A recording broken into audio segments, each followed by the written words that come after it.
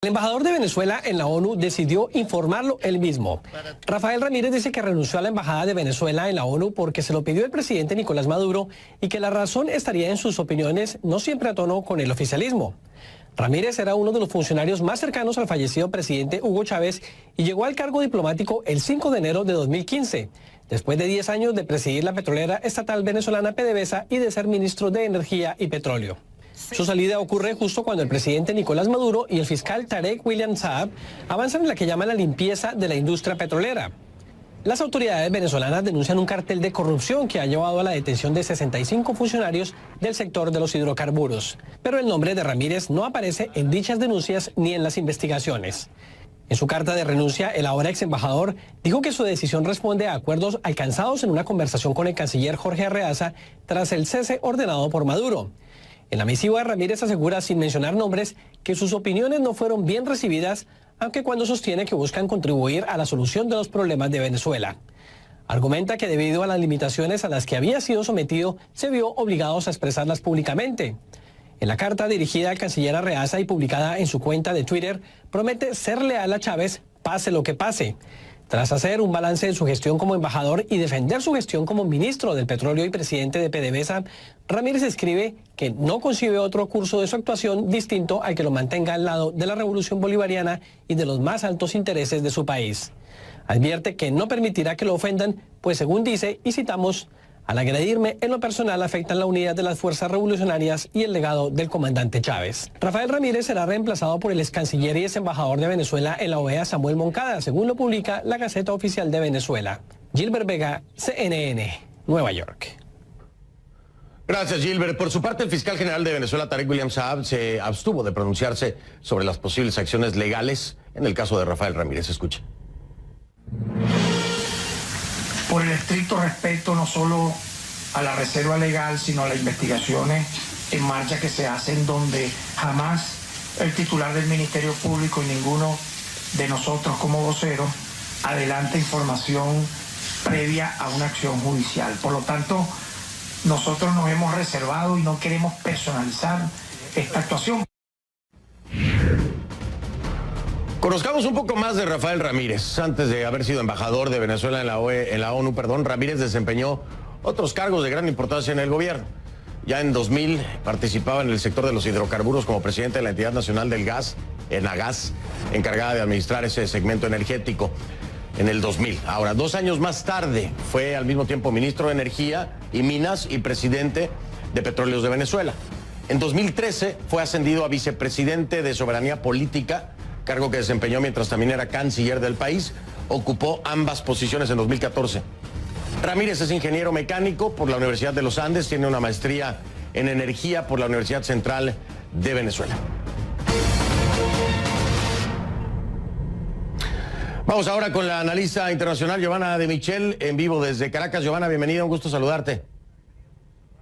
Gracias, Fernando, el gusto es mío. Bueno, la primera pregunta que te hago es, Giovanna, ¿qué lectura le das a esto de Rafael? O sea, por un lado pareciera que de nueva cuenta se ve este sentir chavista en contra de un madurismo, ¿no? En la forma en que expresa en la carta, en la forma en que dice que es por sus palabras, por su postura, pero por el otro lado, bueno, tenemos una investigación de millones de dólares, ¿no? ¿Por dónde la ves tú más clara? Pues yo la veo en dos direcciones, ¿no? Una, que evidentemente hay una fisura muy grande en el gobierno, hay una separación, una atomización entre los que se consideran chavistas, defensores de la revolución bolivariana, y los que se consideran maduristas. Pero hay otra lectura, y es que esa concepción, esa supuesta pertenencia al chavismo puro, esa defensa de la revolución bolivariana, pudiera convertirse también en una suerte de refugio de quienes después de muchos años en el ejercicio de funciones públicas se ven ahora descubiertos por diferentes razones, bien sea porque ellos han marcado distancia del gobierno y a partir de ese momento comienza una investigación, bien sea porque definitivamente no se pueden ocultar actos ilícitos durante toda la vida, estamos definitivamente en el siglo XXI y todo se sabe, en fin, por las razones que sea, encuentran en esa concepción ideológica o en esa supuesta pertenencia al chavismo y separación del madurismo una suerte de refugio para justificar su lejanía, ¿no?, con el gobierno venezolano. Yo creo que es es una jugada sumamente peligrosa que a todas luces a quien más perjudica definitivamente es al gobierno de Nicolás Maduro. El gobierno se va debilitando cada vez más. Cada vez que sale alguien es como si estuviera perdiendo un pedazo, ¿no? Y ese pedazo no solamente lo pierde el gobierno, sino que además se convierte en una disidencia activa para el gobierno de Nicolás Maduro. Fíjate lo que ha pasado, por ejemplo, con la fiscal, que se ha convertido en una fiscal itinerante, ¿no? Está prácticamente ejerciendo funciones por el mundo entero y haciendo una cantidad de denuncias. Probablemente con Rafael Ramírez pase algo similar. Y esa era mi siguiente pregunta. ¿Podríamos ver una colaboración tal vez de Rafael Ramírez? Digo, muchas veces esto ocurre también para tratar de salvar el pellejo, ¿no? Vamos a dejarlo claro. Sí, pero podríamos ver una colaboración de Rafael Ramírez. Sí, claro, pero podríamos ver la colaboración de Rafael Ramírez en temas que se están investigando aquí en los Estados Unidos. ¿Esto se convierte en un arma de doble filo para el gobierno? Por supuesto. Eso va a depender muchísimo de qué tanto logre Rafael Ramírez negociar con el gobierno venezolano, qué tanto logren acordar, hasta dónde va a llegar la investigación, cuánta gente allegada a Rafael Ramírez se va a ver involucrada en esta investigación. En la medida en que se logren acuerdos, pues probablemente él vaya a ser mucho más discreto en la información que vaya a suministrar. Si no se logran acuerdos y definitivamente enfilan las baterías en una investigación profunda que haga caer inclusive el entorno de Rafael Ramírez, probablemente veamos ahora una guerra de declaraciones de lado y lado, ¿no? Pero muy difícil, Michelle, ¿no? Que se llegue a dar eso. Es decir, en el tema de la investigación, pensando en Rafael Ramírez y pensando en el número de años que presuntamente se ha llevado a cabo este esquema fraudulento, habría muchas figuras también vinculadas al madurismo que podrían resultar implicadas a reserva de que no se esté haciendo una investigación imparcial. Sin lugar a dudas, y eso es precisamente el silencio que puede lograrse a través de una negociación. Por eso te digo, falta ver hasta dónde es capaz Rafael Ramírez de negociar con el gobierno venezolano, porque así como a Rafael Ramírez probablemente no le interesa que se sepan muchas cosas, al gobierno de Nicolás Maduro tampoco le debe interesar que se sepan muchas cosas que Rafael Ramírez pudiera estar dispuesto a revelar. Habrá que ver hasta dónde son capaces ellos de negociar para salvar, digamos, su propia, inclusive su supervivencia política a futuro, ¿no? Ahora, dime algo, honestamente, en el tema de transparencia, en la investigación que se está haciendo por parte de la Fiscalía venezolana, ¿cuál es la percepción hacia el interior? ¿Una investigación realmente a fondo y transparente o una investigación parcializada y viciada? ¿Cómo la perciben los venezolanos? Mira, Fernando, si nosotros partimos de la base de que las investigaciones a funcionarios del gobierno venezolano se abren después que esos funcionarios comienzan a hacer críticas al gobierno venezolano, es fácil pensar que las investigaciones no van a ser lo suficientemente objetivas, porque evidentemente no van a tocar a quienes no han criticado al gobierno. Si alguno que no ha criticado al gobierno, que aún se mantiene leal al gobierno, apareciera en una de esas investigaciones, probablemente no sea denunciado, su nombre no se haga público. ¿Me explico?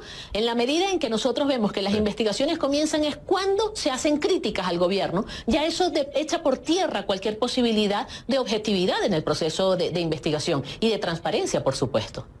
Pareciera que fuera más un asunto de retaliación por las críticas. Ajá. Claro, te entiendo.